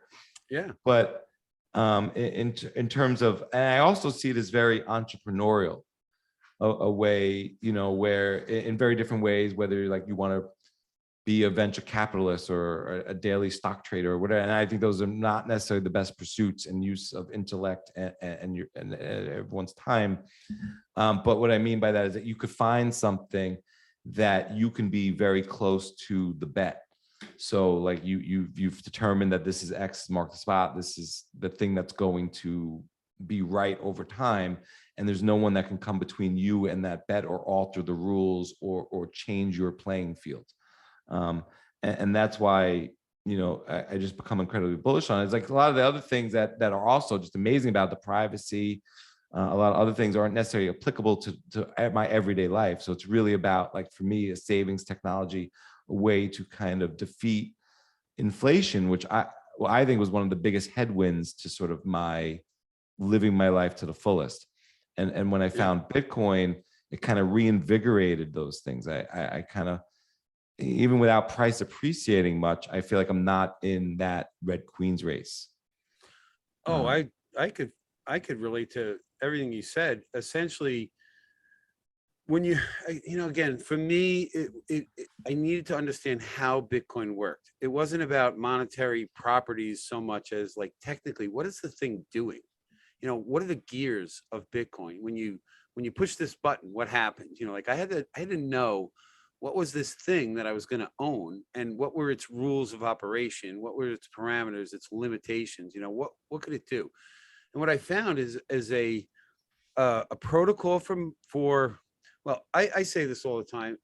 This invention that we call Bitcoin uses something that's called a blockchain. It's part of the functionality of Bitcoin, and the only thing really that what we'd call a proof of work blockchain, which is what Bitcoin is. The only thing it's good for is creating and keeping track of digital files. Essentially, that's it, right? The system itself could care less. It doesn't know what these files are. They're just files. And the only way anybody can move a file within the system is they have to have the right, you know, I'll call it a password, right? They have to have authority to move the file. The whole system is double checking everybody who wants to manipulate this system. If you're in this system and you're asking the system to, hey, look at me, here's what I'm saying, I'm going to do this. Everybody else is going, hold on, dude. If you're not following the rules, you don't get to do it, period. And then the network essentially polices itself through the rules of the code. And so what I found was this, essentially, you kind of touched on it, a thing of nature. Like, it operates outside now of the direct control of any human. The Bitcoin network only, right? Because and it needed to grow into that. In the very beginning, it was very centralized, and a handful of people could have shut it right off, and it would have been gone forever. But it grew out of that stage to a point where it is now autonomous. There is way too many computers running the software, and there's nobody on the planet that can convince everybody to change the code at the very same day. I mean, even the changes that are proposed are very hard to get put in, and not everybody upgrades to those changes. And so, I mean, that's a whole technical discussion. But my point is, Bitcoin has gotten to a point where it is on its own, and it's self-regulating. It literally slows itself down and speeds itself up without anybody saying anything, and no one could stop that. And, you know, that's something I'm referring to, the difficulty adjustment. So if you want to get into that, you can go down that rabbit hole. The point is, I found a thing that has grown in such a way that it left the hands of its controllers, and it ran away, and no one can catch it anymore. It's out there, right? And now the world is saying, okay, so this thing, you know, I can touch it, I can use it, I can play with it, I can participate in what it does, but I don't get to say what it does. And so what it's doing is it's creating and keeping track of some digital files. And what some really smart people recognize that might be good for is a thing called money. This concept that humans came up with, this universal medium of exchange, store of value object, right? And now in a digital form versus a physical form, this thing that humans have come to rely on to prosper, this thing called money, could be handled with this digital file and transfer system, this thing called Bitcoin. It could work as money if people understood it as money and started to trust it as money. And so a price was given to these files by some humans. Essentially, it had no value, and people were creating these files and moving them around, making sure the system would do what it was meant to do. But it wasn't until some human said, I don't want to work on it. I just want some of those digital files because they might be worth more one day. I might be able to trade them for something more. So I'll give you some money, some dollars or some things if you send some of these digital files. And it's very well known. The very first transaction for Bitcoin for an actual item was 2 pizzas for 10,000 Bitcoin. And, we celebrate Pizza Day every year as a, commemoration of, like the $10 billion pizza that somebody bought, whatever it might be worth now in terms of, if you had those 10,000 Bitcoins right now, worth quite a lot of US dollars right now. But, like this had to happen. This is what makes Bitcoin so special. It had to have the what we refer to as the Immaculate Conception. Satoshi Nakamoto just gave this thing to the world and then walked away. Like who does that? And then other people took it over, and then the code took over itself, essentially, like to the point where it's on so many computers that, as I said, you'd have to turn them all off or change them all for it to go away. So revive itself. Yeah. I mean, people can revive it. You could kill half the network, and the other half will just keep going. They just won't. You could kill the whole network. It could still be revived. Someone could run it 100 years from now. Yes, essentially you could start the network up and the state of the network could just be started again. Yep. But the only thing is, who controls all the Bitcoin at that time? The people who have the private keys to those Bitcoin. Right. If they're all dead also, the system's not going to do anything. There's nobody there to move the files around. One more. You can, and if there's only a few people that can change the protocol and start it up again and add another 21 million to it and hope it takes off. I don't even mean add, just make it more divisible and anything. Yeah, make it more valuable. The people at that time can decide. The thing is, though, it grew in a uncorrupted environment where no one was looking at. Government didn't care. The average person didn't care. It was a handful of people who were dealing with it and who cared about it. And through things like the Pizza Day and Silk Road, where people could trade goods and services, but the benefit of staying under the radar of government was that they could use this new thing called Bitcoin because it was acting like a money. And again, so the value kept growing because people started to use it to transfer value around. They recognized, I can do it, and I don't need anyone's permission. And so the characteristics of the system started to become clear to people. And then so more and more people started to see the value of these digital files as acting like a place to store some value, to act like this thing called money that we keep in our pockets or we have on our credit cards. And so the narrative has grown. Almost 14 years into it now, people recognize Bitcoin as a lot of things: a commodity, a money, a digital asset. You call it a lot of things, but essentially it's a network, a set of rules run on hundreds of thousands of computers all over the world that talk to each other, and they essentially it's like reconciling the books of a corporation. Instead of once a year to see what our assets and liabilities and our balance sheet looks like, the Bitcoin network actually balances itself every 10 minutes roughly. So all the nodes get in sync. They don't know each other, but yet they all look exactly the same. They all have the same record of transactions. It's what keeps the system honest. No one can cheat, because if a transaction comes across the network and it doesn't match the rules, I'm not sticking it into my copy. Right. So my copy stays the same as your copy, Cedric, and everybody else's copy. This is what part of this is what people have to learn about Bitcoin. They have no idea this is going on, that we're all syncing every 10 minutes. All of our copies are the same. Like, they don't know that this is what Bitcoin is. They think it's like a stock and there's a CEO and they're going to sell it someday for some dollars and buy a yacht. I mean, I don't know what they think. This is a protocol for managing digital files that humans can now use as a monetary system that might benefit everybody. And I say might because there's no guarantees. The world isn't using it yet. A lot of people are, but not the whole world. We still got a long way to go. But I think it has the only chance of succeeding of all the things we have on this planet to be a good money. It's the only one that is worth fighting for. The only one that has all the properties that we really need: the fairness, the fact that no one can be shut out of the system. There's people all over the world that are not allowed to bank because they're already poor, so they can't get wealthy with banking services because they're poor. Wait a minute, I want to stop being poor. Can you let me use your bank? No, you're poor, so you can't use my bank. Can you let me send money around? It's not even use the bank. They don't even want to hold money there. They just want to send money around. Whatever it is, they're being told, no, you're not part of my group of friends. We can't service you for that kind of disgusting. It's disgusting. Right. So Bitcoin fixes these things, in my opinion. Yeah. I mean, if you have people who are never going to sell, I mean, the value of this thing one day is immense. I really do Potentially, yeah. believe this notion of, if you want more, you're not bullish enough. Well, And I'm not telling people anything what to do. But it's just, I think it's a very powerful notion to reflect on how valuable this thing is, and not to gamble with it. And to keep yourself in a situation where you could hold on to all of it. And the more important thing, your friends and family along the way. So I think that's the only thing that comes above Bitcoin, but it definitely does. And, I agree. And so you don't even want to be in a situation where you have more Bitcoin and less family. Oh, no. Right. I would always say, yeah, people are more important than things, including money. Right. Right. We enjoy this life because of relationships more than any of the things we have. Right. They bring us our greatest joy and so many things like family, children, whatever it might be that you value. But there's almost nobody on the planet that lives completely on their own. We are an interdependent species. We get what we want in this world by cooperating. Right. If you want to buck the system all day long, you're going to have a tough time of it. So it's those relationships that certainly matter more. But having a strong money allows you to build better relationships. I think Bitcoin can fix much of the world's problems. I just think it's going to take some time for people to recognize that they need this tool to help get the things that they want to get in life. Right.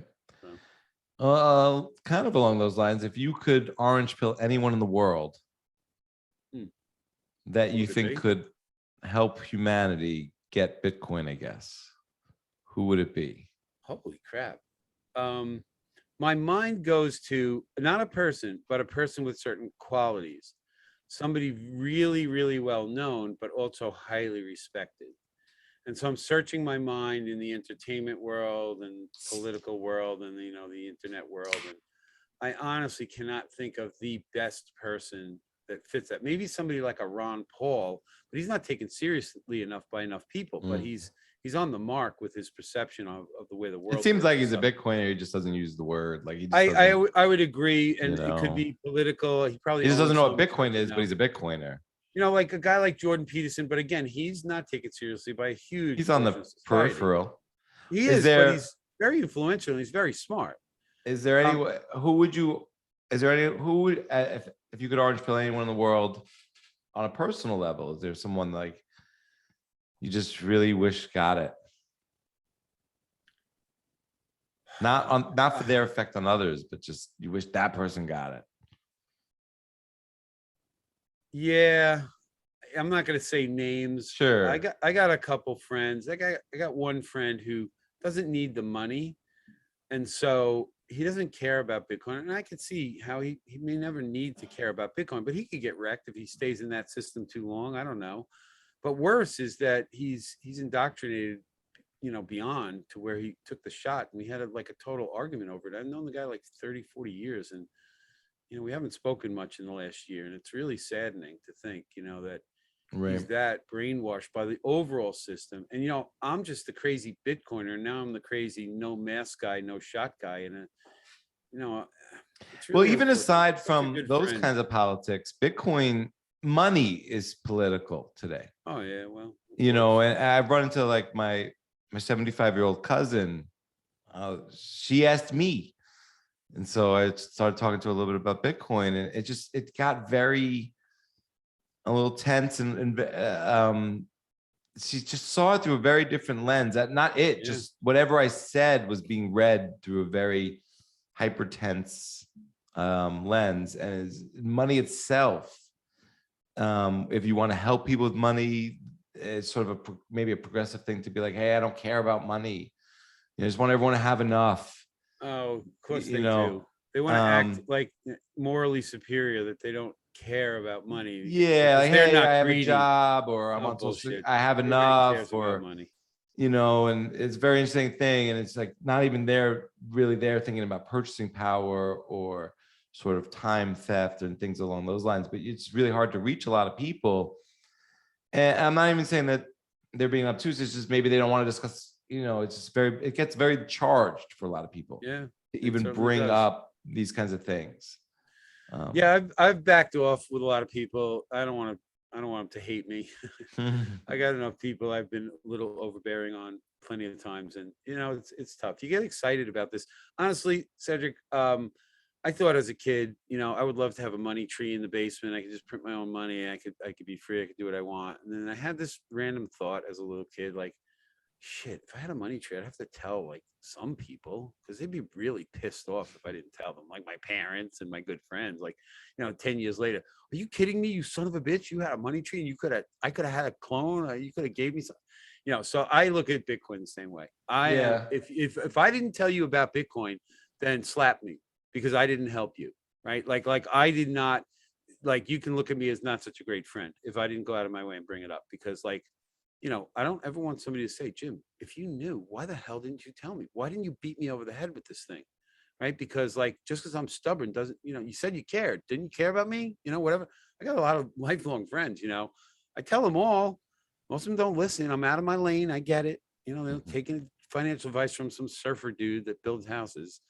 But I don't care. They're never going to be able to accuse me of not wanting to tell them because I was unsure and I didn't want to bother them with their finances or something stupid. So I'm obligated to tell everybody. Yeah, I mean, I try to share, especially with my close family and friends. But I think the scoreboard is sort of like you were saying, the biggest indicator to them in terms of your credibility and the way they see it for themselves. They all sort of interpret it very differently when you approach them. Even if it comes up organically and naturally. But I gotta say before, I think money in and of itself, without even getting into what Bitcoin is for a lot of people, is just very loaded and charged. Oh yeah, hell yeah. Especially because most people never have enough. And then when you try to teach them something about money that they all think that's what's frustrating for me is I try to go at it from it's not about how much you have or having enough, it's just about better money. Oh yeah. And that itself, I think, is maybe a trigger for some people. Oh yeah, because you're telling them they're wrong. Nobody wants to know they're wrong, and to humble yourself to the point where you are willing to even question whether you might be wrong before you even admit you were wrong. That's a big leap. I try to go at it from a place of not whether I'm right. Let's look at this thing. Let's talk about. No, but they're questioning themselves. Sure. Yeah. For them to look at it is to admit they might be wrong. And that's the very first step. It's one of the hardest ones. If I'm not wrong, I don't need to look at this. Humility. Yeah. No. Right. It's humility. So if you're telling me I need to look and I'm actually considerate, then I'm admitting I might be wrong. And then what do I do if I am wrong? Now I have to be you. And I have to bug my friends and family, and I have to tell everybody, because I'm telling you something. When you're a salesman, you get like network marketing. What frustrates me too is people don't want to do. You don't have to become an evangelist. No, but people don't. They look at how Bitcoin is presented to them, and they think, I don't want to be that person. Seriously, it's like it's a network marketing curse. They can have a great product, right? Like, look, buy my product, but if you also sell this thing, you could make money. And then they go, wait a minute, I have to do what I just watched you do to me? No, I don't think so. So there's a lot of dynamics going on when people are trying to evaluate if they got the right perspective on the freaking thing they call money that they trust every day. They got a lot to overcome.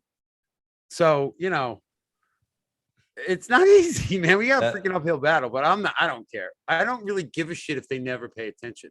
They're just never going to be able to accuse me of never saying anything. So, and I speak the truth. I study hard. I learn. I make sure I know what I'm talking about. And, don't trust me, but take it for what it's worth. I don't know what else to say at this point, man. I'm a diehard Bitcoin maximalist. I'm never not going to be, because I understand what this thing is. My final, I think Bitcoin sort of represents the volatility in the world, not its own volatility. It's the one Bitcoin equals one Bitcoin. And we, are entering extremely volatile times, downward volatility in the world. And it's reckoning with a lot of things. And whether that's temporary, like I might feel it sometimes, or more permanent and more going, it's just reflecting that. And but what? Oh, go ahead. No. Well, I'm thinking of what you're saying. I'm picturing something in my head. I'm thinking of like Bitcoin as like like this big vessel, maybe a bouncy house or something like that can grow, and it's expanding and contracting. It's morphing, but it's also growing. It's taking in more value. It's sucking in the value of the world little by little. But then the world loses a lot of value at certain points, or it should. It uses or loses? Loses a lot of value. There's Well, a lot of overrepresented value out there, I think. but that's not true value. That's the thing. What Yeah. people are losing are leveraged bullshit, Yes, right. like derivatives on derivatives. It's just paper. It's just fake value. It's not real goods and services. So that's what's really getting liquidated in the marketplace. The buildup of a bunch of bullshit value that's on just paper. Correct. So Bitcoin, once the value gets into Bitcoin, it doesn't go back out necessarily. It sort of bounces around in its exchange rate for other things, but it gets trapped in this network, and the network just keeps growing as more and more value gets stuffed into it. And it's bouncing, it's expanding and contracting like a big balloon, that's inflating and deflating as value is being reevaluated by the people that are participating in that system, both inside and outside of it, that are putting value in or taking value out, because currently value does come back out of the Bitcoin system, back into the fiat system all day long. And it's like, as more people capture value and leave it in that system for the future to take it back out, it won't go back into the fiat systems. It'll go back into goods and services, more true value. And so when more true value gets traded for Bitcoin, that's how more value gets into the entire network. And the value of each Bitcoin continues to grow. As it moves from person to person, it gets exchanged for more actual value, goods and services that somebody got out of bed and did something, some work on the planet, took resources and made it into a chair or something. And so now I have a Bitcoin that had all this value stuffed in it, and I gave it to you, and I just got some more value for that same Bitcoin. And it just essentially, like in a weird way, it sucked in a little more value into that same token that also had all that value from before when I had it. You know what I mean? Like, I don't know. It's a really abstract way to look at it, but Bitcoin is sucking in more value every day, and it's going to continue to do that essentially like this. We call number go up technology. And I'm going to make a bold statement many people cannot put their head around, but Bitcoin's value in terms of what you can exchange it for will never stop going up, ever. And I say it because I believe that this is the reality of humanity. In all of human history, we have on this planet currently more value than we had 1 million years ago, in the form of refrigerators and cars and the stuff we're using to talk to each other right now. It's value. It was extracted out of the ground in minerals and other resources and turned into everything we see. Everything we see around us came from this earth. It was natural, and we turned it into something we can manipulate. We put our work into natural resources and turned it into other things. That's the value that's on this planet. And we have more of it now than we had, but lots of value's been destroyed. So on net, we have more value than we had, and we are always building and destroying. On net, we have more always. We keep adding to the value on the planet. If you have one restricted unit, a system of units to use as money, so 21 million units divided by 100 million each is a closed system. For each unit, as more net value comes on the planet, it's everything divided by 21 million. Knut Svanhold's, thing on the cover of his book, his merchandise, right? So everything is not currently priced in Bitcoin, but one day it will be. And if at that point, the value of Bitcoin is not going to go up by leaps and bounds, because the net new assets on the planet will only go up by the amount that humanity produces more, 2 to 3%. But still, to hold money at 2 to 3% for most of your lifetime, from the time you're 20 till you're retired, you're going to have a giant nest egg of purchasing power, because your money is not being devalued. It continues to grow in its purchasing power relative to everybody else, because the value on the planet is greater. And that will continue for your children and grandchildren, and it can continue potentially for a very, very, very long time, because there's so much of the earth we haven't even touched, and that we can turn into value, right? So Bitcoin's value will always go up. That's why you should get as much as you can now. And going back to something you said before about, you're not bullish enough or you're not bearish enough, depending on how much you have. I would say that for those people who understand Bitcoin, it's almost your civic duty to get in control of as much of it as possible, because you're a better person to control it than a lot of the idiots out there. And then maybe you could direct it to really good things and really good people. And then this system will grow in the hands of the right people, not the corrupt, parasites that want to control your lives, but just the people that want to live, sovereign and leave me alone, and let's trade value for value. And so by owning as much Bitcoin as possible, I get to direct it to the people and places I think most deserve it. And I just think that that's a really good feature, again, of having this sovereign money that you get to control. The government can't force me to spend it anywhere. If we get CBDCs, we're screwed. They'll turn your money off. They'll say you can't spend it certain places. I mean, people have no idea what might be coming down the road. And that's why you need to learn about Bitcoin and get as much of it as you can right now before it's really too late and you're going to really regret it. So we could keep going. How much you want to keep talking about? Well, I mean, I like what you said there. I think you said Bitcoin is the reality of humanity. And I would argue reality is priceless. You're alive. And so I think Bitcoin is priceless in that regard. Oh, hell yeah. I think price is a liar. You know, it doesn't always tell the truth. I think that's what we're going through right now. Well, I think the broken money system is a liar because it doesn't tell the truth. But I think Bitcoin has a much higher likelihood of allowing the communication of money to be more truthful. Money is like a language. It communicates value. And the more stable it is, the more we can trust what it says to us.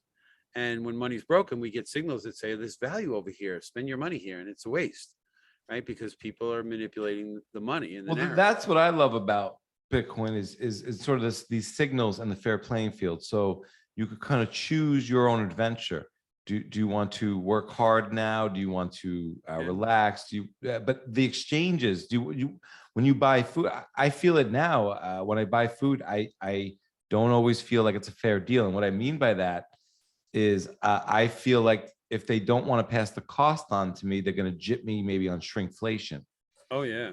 So I feel like this is, and the more the money gets distorted, and this is very much what I think Breedlove focused on in a lot of his earlier work, and some others did, but it makes an antagonistic relationship between you and the producer or the wholesaler, retailer, and that's, you know, what's very frustrating to me about life in bad money, and that's what I mean about being on a Bitcoin standard. It's not about Bitcoiners getting rich. It's about a more fair playing field so that people that create value might get rich.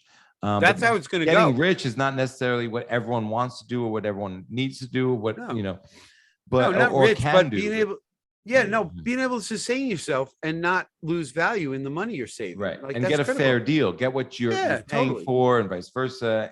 And I think that's so what I mean by being on a Bitcoin standard is where we're more honest with each other. There's more integrity. There's just more, you know, so it's not so much, oh, hey, I save in Bitcoin, I go fiat mine and I run home to my house, you know, and I think that not only is Bitcoin priceless and we're not bullish enough, but it's priceless in the sense of what it could afford humanity, regardless of the increase in purchasing power. Yeah, I do think, you know, it causes people to think differently about their future, which changes their time preference, which causes them to buy different things, which causes them to use their time differently, which causes them to care more about longevity instead of the short term. A lot of things change when you have a strong money that you can count on. And, you know, we talk about with a lot of people we know, we've heard other people say similar things. And I do believe it's all tied together. I do believe if we had this as a universal money, life would be better for everybody. Not equally. Life's never going to be equal across the board. But there'd be more choice, different outcomes, but it'll be an equal opportunity to participate within the system. And if you provide enough value, you can acquire, anybody could become wealthy under the Bitcoin standard, just provide more value. It's as simple as that, right? Somehow you bring more value to society, more people will send you Satoshis, right? And I mean, it happens now in the fiat system. The problem is with the fiat system is that conditions can be created that will redirect money to certain individuals because of monopolistic situations or whatnot that wouldn't happen, because in the Bitcoin system, nobody can create new money or direct it unless they control it. And if you control it and then give it to somebody, you don't get to just make more to replace it. You have to get it back from somebody. And most people aren't going to just give it to you. You either have to steal it, which we know is very hard, or you have to give value for it. And all of a sudden, everybody says, holy shit, I got to now work, you know, like I got to participate in society. I can't just grift off of everybody else. You know, it really does. It's a lot to think about, but it really does have the ability to change all levels of society and make it better for everybody, and make it so that anybody can get wealthy just by doing the right thing, provide value in a free society. And those people that want to cheat are not going to last, and they get booted out. I don't know. It seems so simple, but you know, we're indoctrinated and we're inculcated into like a giant, incredibly convoluted mess of incentives and systems, whether it be the roads, the rails, the airlines, the government itself at a million levels, corporations, businesses, farms. It's so intertwined. It's so dependent on money. The systems are so set up that it's a lot to dismantle. And I think, people like Jeff Booth mentioned it, like we really need to build a parallel system so that the changeover can be less brutal, that they're running in parallel for a long enough period of time that there can be a nice long migration from the last people who see it to not be completely destroyed. Because, even the stupidest people that don't want to get it, they're not necessarily bad people. And there's other people that love them and don't want to see their lives destroyed. But if they're the last ones to adopt it, they're going to be hurt the most. But it's not like we want them to all, at least I don't want them to just die. Yeah. I just want them to join and get the benefits, even if they're last and they get the least benefits. Hey, sorry for you. I tried to tell you. But like, I'm not trying to hurt anybody. I just wanted to, I'd love a nice, smooth transition. I don't expect that because the people in the old system aren't going to give it up very easy. And they're going to fight and they're going to do whatever they can. And they're going to hurt people in the process. Innocent people are going to be hurt. It's very unfair. But, in the long run, some people, maybe all of humanity, on par or whatever the phrase is, can benefit, generally speaking. Again, it'll never be perfect. The world, life is just not perfect like that. But, it could be better. Yeah, I think. Yeah, I think it's definitely better. I also think things are playing out as they should. There's almost no way they can't. The parameters that cause things to happen are here, and like only so many combinations of outcomes are available to us. It's like how many shots are there on a pool table? Only so many. And with the configuration of society the way it is, there's only so many things that could come out of it. And for some things to go away that need to go away, there's going to be some pain. And for the adoption of Bitcoin to happen, there's going to have to be some revelation in the minds of millions of people. A lot of things got to happen. But we're on our way. I mean, exponential technology. If one person just tells two, and they all tell two, we cover the planet in like 2 months. It doesn't actually take that long. Like the exponential, like the math is amazing when you just go 2 times 2. We know. So it doesn't have to take long, but the average person that needs to grasp Bitcoin needs to put in 10 to 50 to 100 hours, and they're not ready. They don't think they need to. But we're working on them. That's what we're here for. I know that's what I'm here for. Yeah, we're doing the work. Yeah, we're doing the work. We're trying to help the people. Yeah, we're trying to get the word out and create that ripple effect. I can't tell you how much I've enjoyed this as usual, Surfer Jim. Dude, I love it, man. You're such a great person to talk to. You're very articulate. You think of like interesting angles to stuff, and you enlightened me on a few things today. And just the fact that you're willing to sit here, do this thing, do the editing, put it out there, promote it, and all I got to do is just show up and talk. I mean, like, you can't make it any easier for a guy like me who's just passionate about Bitcoin and can't stop talking about it to anybody who'll listen. I know I'm getting annoying, but that's like I just want people to catch the freaking virus, the Bitcoin virus. Like, this is really good thing, this Bitcoin, right? Like, just study it just give it a chance, please. Look into it. You won't regret it. It's really good. Bitcoin's really good. That's why I'm really switching to this. You have enough. I'm not telling you to buy more. If you've been putting in the work, and hang tight. Yeah. And it's all going to play out that way, but it's going to take time, as you've said. Like I said, I've enjoyed this immensely. I'll leave it to you for any parting words that you'd like to share, and definitely let people know where they can find you. Well, the easiest way to find me is on Twitter, Surfer Jim with a W at the end. And, hopefully I'm not going to scare you away with some of my toxic tweets. My DMs are open if you want to talk. If you're not going to, not some Asian chick that, just says, hi, how was your trade? we all know what goes on. I'm on a fair amount of podcasts these days. You can find me on Twitter Spaces. I really like what Swan is doing every day with Cafe Bitcoin. I've been on there a couple times recently, and the brain power that gets that comes together is just blowing my mind, honestly. Like, I can't believe I'm in conversations with people that I admire and I've learned from for years, and like they accept me as one of them. It's really kind of mind-boggling.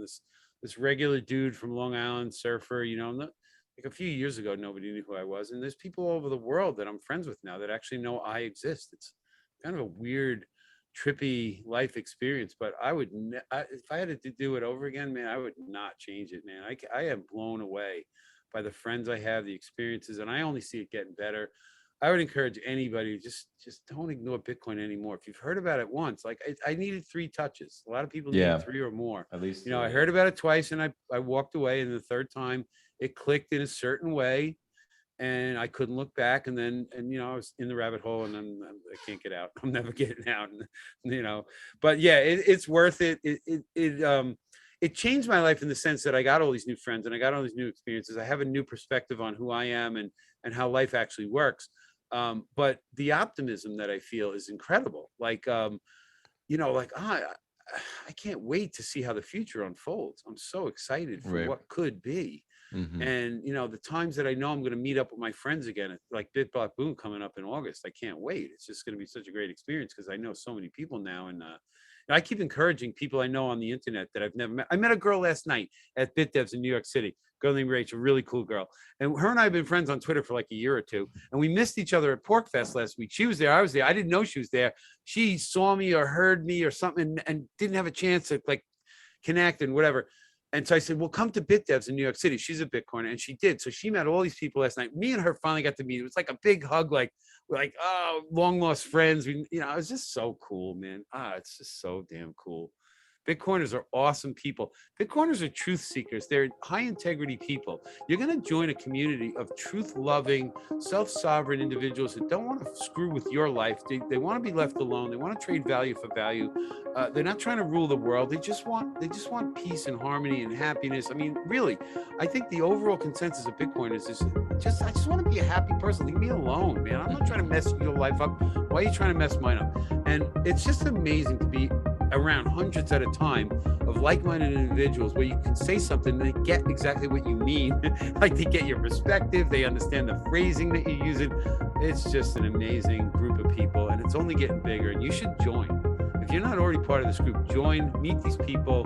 They'll be your lifelong friends. You'll be amazed. You'll be amazed. I don't know. I could go on all day. We got to cut this off somewhere, but thank you. It's been so gnarly much. as usual. Hanging 10 as always, and dope. I love it. Thank you so much, my friend. I can't wait to see you again in person. You're going to be at BitBlock Boom, right? I will be.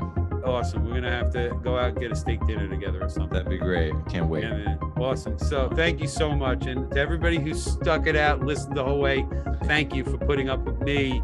But go out there and verify what I've been saying. And I think your life will be changed for the better. And I think you won't regret it. So. Yep. Don't trust Surfer Jim. Do your own research. Correct. But yeah, I can't wait. And learn to surf. It's the best sport on the planet. Fair enough. Cool, man. Thanks.